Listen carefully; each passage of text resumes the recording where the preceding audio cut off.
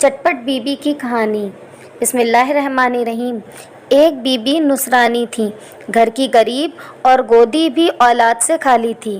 گھر میں سوائے شوہر کے اور کوئی نہ تھا۔ شوہر محنت مزدوری کر کے جو دن بھر کماتا تھا اسی میں کھانے پینے کا انتظام کرتا تھا۔ یوں ہی گزر بسر ہوتی تھی، زیادہ تر فاقے سے بسر ہوتی تھی، لیکن میاں بی بی دونوں خدا پر شاکر اور صبر کر سے کام لیتے تھے۔ رفتہ رفتہ عمر بھی گزر گئی، اب ضعیفی کا وقت آنے لگا۔ ہر وقت دل میں پریشان رہتے تھے کیونکہ بعد ان کے آئندہ نسل باقی رہنے کی امید نہ تھی۔ ایک دن ایک ضعیفہ بی بی تشریف لائیں اور پوچھنے لگیں، کیوں بی بی نصرانی، تم کیوں آج کل اتنی غمگین رہا کرتی ہو؟ کوئی خاص بات ہو تو بیان کرو۔ یہ تو معلوم ہے کہ ضعیفی و غریبی ساتھ نہیں چھوڑتی ہے، اس کا تم کو غم بھی نہیں ہے۔ ہمیشہ تم نے صبر و شکر سے زندگی بسر کی ہے، اب کیا نئی بات ہے؟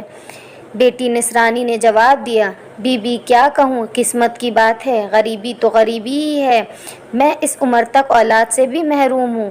بی بی ضعیفہ نے کہا، بیٹی غم نہ کرو، اللہ کے اختیار میں سب کچھ ہے، وہ چاہے جسے مردہ کر دے اور وہ جسے چاہے زندہ کر دے، سوکھے درخت کو ہرا کر دے اور بے اولاد کو صاحب اولاد کر دے۔ اچھا تم جھٹپٹ بی بی کی کہانی مان لو، خداوند تعالیٰ تمہاری یہ مشکل آسان کر دے گا۔ یہ کہہ کر بی بی ضعیفہ تشریف لے گئیں۔ نصرانی بی بی نے فوراً کہانی مان لی اور اللہ تعالیٰ نے اس کو ایک فرزند حسین و جمیل عطا فرمایا، اولاد سے گھر آباد ہو گیا۔ نصرانی بی بی کو منت پوری کرنے کا خیال آیا، وہ فکر مند ہونے لگی، کیونکہ منت کو پورا کرنے کا وظیفہ سے ترکیب بھی نہ پوچھی کہ جب منت پوری ہو جائے تو کس طرح منت اتاری جائے۔ اتنے میں شام ہونے لگی، دیکھا کہ ایک نقاب پوش ضعیفہ تشریف لائیں اور بولی، تم نے ابھی تک منت نہیں اتاری؟ نصرانی عورت ان کے قدموں میں گر پڑی اور گڑ گڑا کر بولی، میں آپ کو برابر یاد کرتی تھی، اللہ کا شکر ہے کہ آپ تشریف لے آئیں۔ آپ کی بتلائی ہوئی منت سے آج میری گود میں ایک بچہ نظر آ رہا ہے، مگر میں نے آپ سے منت اتارنے کی ترکیب نہ پوچھی تھی، اب آپ بتائیے کیوں کر منت اتاروں؟ بی بی ضعیفہ نے کہا، 5 ڈلی منگاؤ اور کہانی جو کہوں وہ بغور سن لو، ڈلی کو کاٹ ڈالو، کہانی کہنے والے کو 2 حصے، کہانی سننے والے کو بھی 2 حصے اور لانے والے کو 1 حصہ تقسیم کر دو۔ پھر بی بی ضعیفہ نے کہانی کہنی شروع کر دی۔ ایک روز امیر المومنین کچھ آٹا جو کا لائے اور جناب فاطمہ زہرا کو دیا کہ اس کی روٹیاں تیار کرو، آج تمہارے والد محترم رسول خدا صلی اللہ علیہ وسلم کو میں نے کھانے پر مدعو کیا ہے۔ جناب سیدہ نے خوشی خوشی آٹا خمیر کیا اور روٹیاں تیار کیں۔ جناب رسول صلی اللہ علیہ وسلم بعد نماز مغرب تشریف لائے اور جناب سیدہ نے دسترخوان لگایا۔ محسن پاک باپ نے ایک ساتھ کھانا تناول فرمایا اور جب پیغمبر خدا صلی اللہ علیہ وسلم رخصت ہونے لگے تو جناب سیدہ نے عرض کیا، بابا جان اسی طرح کل میری طرف سے کھانا نوش فرمائیے گا۔ آقا حضرت صلی اللہ علیہ وسلم نے قبول فرمایا۔ پھر حضرت علی رضی اللہ تعالیٰ عنہ کہیں سے جو کا آٹا لائے اور جناب سیدہ نے کھانا تیار کیا۔ بعد نماز مغرب پھر رسول خدا تشریف لائے اور سب کے ساتھ کھانا کھایا۔ جب آپ واپس جانے لگے تو حضرت امام حسن رضی اللہ تعالیٰ عنہ نے نہایت ادب سے عرض کیا، نانا جان میری طرف سے بھی دعوت قبول فرمائیے۔ ارشاد ہوا، اچھا بیٹا تمہاری دعوت بھی قبول ہے۔ پھر کھانے کے انتظامات ہوئے اور جناب رسول کریم صلی اللہ علیہ وسلم تشریف لائے اور کھانا تناول فرمایا۔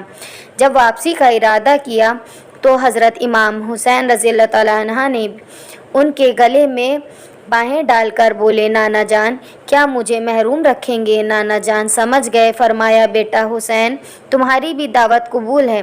چنانچہ حسین دستور پر سامان کھانے کے فراہم ہوئے اور نبی کریم صلی اللہ علیہ وسلم تشریف لائے۔ جب کھانے سے فراغت پا کر آپ رخصت ہونے لگے تو فضا کنیز دروازے تک پہنچانے کے لیے آئی تو دست ادب کو جوڑ کر عرض کرنے لگی، یا رسول اللہ یہ کنیز بھی آرزو مند ہے کہ حضور کل میری طرف سے دعوت قبول فرمائیں۔ حضرت محمد صلی اللہ علیہ وسلم نے درخواست قبول فرمائی۔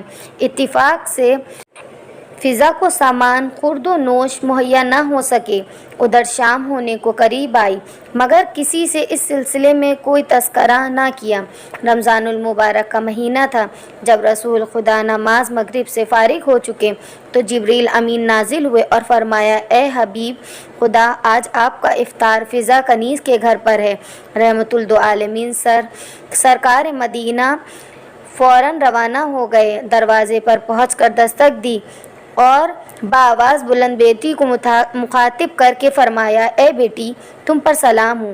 جناب سیدہ آواز پہچان کر دروازے تک آئیں، مگر کسی قدر متعجب تھیں کہ آج بابا جان نے کیوں تکلیف فرمائی، کیونکہ افطار کے لیے کچھ نہ تھا۔ الغرض رسول خدا اندر تشریف لائے۔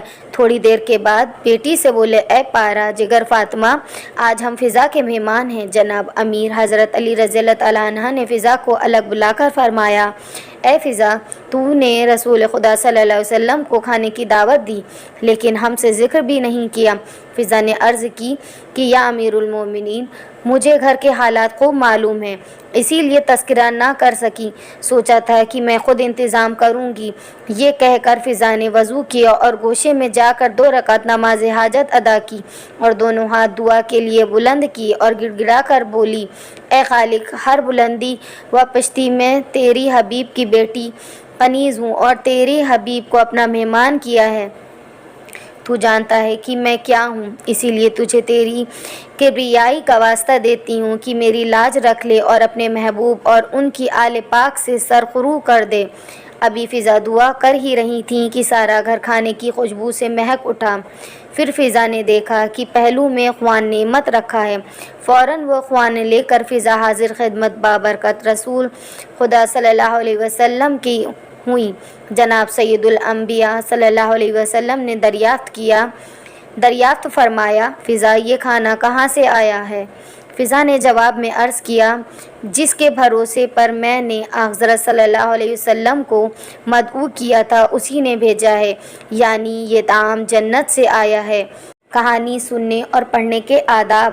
سب سے پہلے حاجت روا باوضو ہو جائیں، خوشبو لگائیں، اپنے کھلے ہوئے سر کو ڈھانپ لیں، اس کے بعد 2 رکعت نماز نفل حاجت ادا کریں اور پھر کہانی پڑھنے سے پہلے اور کہانی پڑھنے کے بعد 3 مرتبہ درود ابراہیمی پڑھیں۔